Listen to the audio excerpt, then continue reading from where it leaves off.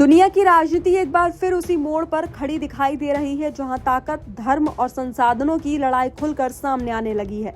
बीते कुछ समय में जिस तरह से अमेरिका ने पहले सीरिया और अब नाइजीरिया पर एयर स्ट्राइक की है, उसने ये सवाल खड़ा कर दिया है कि क्या वाकई ये हमले सिर्फ आतंकवाद के खिलाफ है या फिर इसके पीछे कई ज्यादा गहरी और सुनियोजित वैश्विक राजनीति काम कर रही है। डोनाल्ड ट्रंप की अगुवाई में अमेरिका बार बार ये दावा करता रहा है कि वो आतंकियों को निशाना बना रहा है, लेकिन हर बार निशाने पर कोई न कोई ऐसा देश आ जाता है जहां या तो धार्मिक संघर्ष चल रहा है या फिर प्राकृतिक संसाधनों पर पश्चिमी देशों की नजरें टिकी हुई हैं। नाइजीरिया पर हुए ताजा हमले के बाद ये बहस और तेज हो गई है कि क्या आतंकवाद सिर्फ एक बहाना बन चुका है जिसके सहारे देशों को डराया जा रहा है और अपनी शर्तों पर झुकने के लिए मजबूर किया जा रहा है।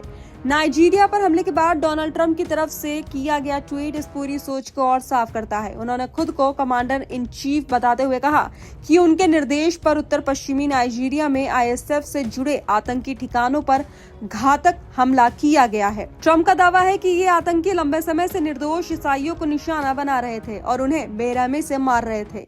सतह पर देखें तो ये बयान मानवीय चिंता से भरा हुआ लगता है, लेकिन जब इसके पीछे की राजनीति को समझा जाता है तो तस्वीर कई ज्यादा जटिल और डरावनी नजर आती है। सवाल यह है कि क्या अमेरिका दुनिया के हर कोने में मारे जा रहे ईसाइयों, मुसलमानों या किसी भी समुदाय के लोगों के लिए इसी तरह हस्तक्षेप करता है, या फिर ये चयनात्मक चिंता है जो सिर्फ अपने राजनीतिक और रणनीतिक फायदे के हिसाब से दिखाई जाती है। इस पूरे मुद्दे को समझने के लिए सबसे पहले अमेरिका की आंतरिक राजनीति को देखना जरूरी है। डोनाल्ड ट्रंप का जो कोर वोटर बेस है वो मुख्य रूप से श्वेत कट्टर ईसाई समुदाय से आता है। अमेरिका में इस समय क्रिश्चियन सुपरमेसी की सोच तेजी से उभर रही है, जहां ये धारणा बनाई जा रही है कि ईसाई पहचान खतरे में है और इसे बचाने के लिए आक्रामक रुख अपनाना जरूरी है।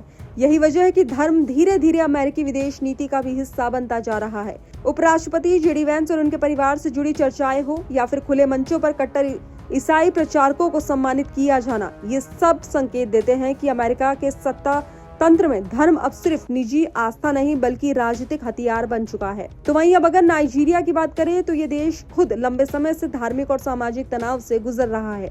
नाइजीरिया की आबादी लगभग बराबर हिस्सों में बटी हुई है, करीब 52% मुस्लिम और 48% ईसाई। देश का उत्तरी हिस्सा मुख्य रूप से मुस्लिम बहुल है, जबकि दक्षिणी हिस्से में ईसाई समुदाय ज्यादा प्रभावशाली है। ब्रिटिश औपनिवेशिक दौर में ईसाइयों को सत्ता और संसाधनों में बढ़त मिली, लेकिन आजादी के बाद सत्ता संतुलन बदलता गया और यहीं से संघर्ष की जड़ें और गहरी होती चली गई। बोको हराम जैसे संगठनों का उभार इसी असंतुलन, गरीबी और संसाधनों की लड़ाई का नतीजा माना जाता है। बीते कुछ सालों में नाइजीरिया में ईसाई समुदाय पर हुए हमलों के आंकड़े चौंकाने वाले हैं। आधिकारिक आंकड़ों के मुताबिक पिछले 2 सालों में करीब 35,000 ईसाइयों की मौत हुई है, जबकि पश्चिमी देशों और चर्च से जुड़े संगठनों का दावा है कि ये संख्या 2 लाख से भी ज्यादा हो सकती है। ये आंकड़े निसंदेह भयावह हैं और किसी भी सभ्य समाज के लिए चिंता का विषय होने चाहिए। लेकिन सवाल ये है कि क्या अमेरिका की चिंता सिर्फ मानवीय है या फिर इसके पीछे आर्थिक और रणनीतिक हित भी जुड़े हुए हैं। तो वहीं असल में नाइजीरिया सिर्फ धार्मिक संघर्ष का मैदान नहीं है, बल्कि ये खनिज संसाधनों से भरपूर देश भी है। खासकर देश के उत्तरी हिस्सों में तेल, गैस और अन्य कीमती मिनरल्स की भरमार है। अमेरिका और पश्चिमी देशों की नजर लंबे समय से इन संसाधनों पर रही है। ऐसे में अगर वहां की सरकार या सत्ता संरचना अमेरिकी हितों के मुताबिक नहीं चलती तो दबाव बनाने के अलग अलग तरीके अपनाए जाते हैं। कभी प्रतिबंध, कभी कूटनीतिक धमकी और कभी सीधे सैन्य कार्रवाई। नाइजीरिया पर हमला भी इसी रणनीति का हिस्सा माना जा रहा है, जहां आतंकवाद और धार्मिक हिंसा को आधार बनाकर एक बड़े भू राजनीतिक खेल को अंजाम दिया जा रहा है। ये पहली बार नहीं है जब अमेरिका ने इस तरह की रणनीति अपनाई हो। सीरिया इसका सबसे बड़ा उदाहरण है। जिस आतंकी संगठन के नेताओं पर कभी करोड़ों डॉलर का इनाम रखा गया, वही लोग सत्ता में आते ही अचानक स्वीकार्य और सुधरे हुए नेता बना दिए गए, क्योंकि उन्होंने अमेरिका के साथ हाथ मिला लिया। वहीं जिन सरकारों को जनता ने चुना, उन्हें तानाशाह और खतरा बताकर निशाना बताया गया। इससे साफ होता है कि अमेरिका के लिए अच्छा और बुरा तय करने का पैमाना नैतिकता नहीं बल्कि फायदा है। तो वहीं आईएसआईएस और ऐसे कई आतंकी संगठनों का इतिहास भी इसी ओर इशारा करता है। ये संगठन किसी वैक्यूम में पैदा नहीं हुए, बल्कि बड़े वैश्विक शक्ति संघर्षों के बीच खड़े किए गए। कभी सोवियत संघ के खिलाफ, कभी क्षेत्रीय सरकारों को गिराने के लिए और कभी किसी खास विचारधारा को कुचलने के नाम पर। अफसोस की बात यह है कि इन खेलों में सबसे ज्यादा जानें आम लोगों की जाती है और अक्सर मारने वाला भी मुसलमान होता है और मरने वाला भी मुसलमान।